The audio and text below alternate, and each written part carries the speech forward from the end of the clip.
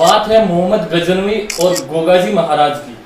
मोहम्मद गजनवी ने गोगाजी महाराज को जवाहरतों के साथ एक पत्र गोगा को लिख भेजा और लिखा था कि हमारी आपसे कोई शत्रुता नहीं है, हमारी सेना को सोमनाथ के लिए शांतिपूर्ण ढंग से रास्ता दे दीजिए और मेरी तरफ से एक छोटी सी भेंट स्वीकार कीजिए।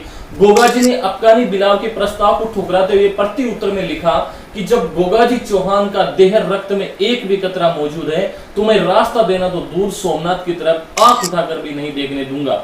जब युद्ध की खबर गोगाजी के ससुराल यानी तंदू में पहुंची तो उन्होंने गोगाजी के समर्थन हेतु अपनी विशाल सेना बागड़ और रवाना कर दिया गया। गोगाजी अपने 47 पुत्र और 60 भतीजों सहित मात्र 900 सैनिकों के साथ लेकर सुल्तान महमूद की विशाल सेना को तपोभूमि ददरेवा की पावन धरा पर कदम रखने से पहले ही रोकने के लिए निकल पड़े।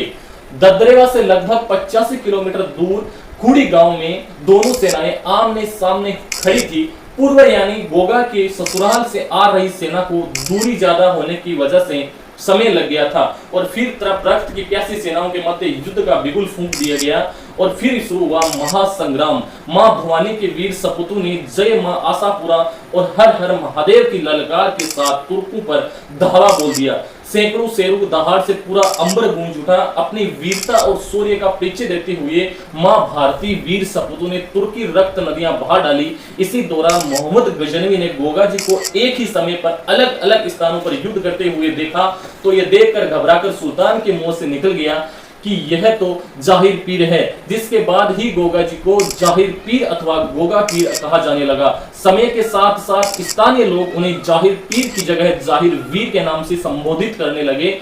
जिसके बाद रणभूमि में तांडव कर रहे गोगाजी की दृष्टि जैसे ही अर्जुन और सर्जन पर पड़ी, उन्हें देखते ही गोगाजी का रक्त ज्वाला में बदल गया। रानी को दिए गए वचन को याद कर गोगाजी ने घोड़े की लगाम अपने क्रूर भाइयों की ओर खींच दी और गोगाजी को अकेला आते देख दोनों भाई असंख्य सैनिकों की आड़ में गोगाजी की तरफ बढ़ने लगे।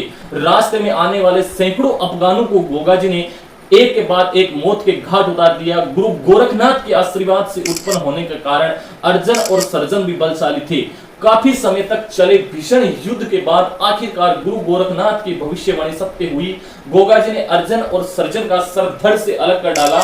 गोगाजी के रुद्र रूप देख अफगानी सेना भाग खड़ी हुई। गोगाजी ने पीछा करते हुए मोहम्मद गजनवी को धर दबोचा और मार खाए सुल्तान खुड़ी ददरेवा के भीड़ तक घोड़े के पीछे रस्से से बांधकर घसीटा। जिसके बाद मोहम्मद गजनवी ने गोगा के चरणों में गिरकर क्षमा मांगी। राज धर्म का पालन करते हुए गोगाजी ने मोहम्मद गजनवी को प्राण दान दे दिया और रानी सीरियल को दिए वचन के अनुसार गोगाजी अर्जुन और सर्जन के कटे सर ले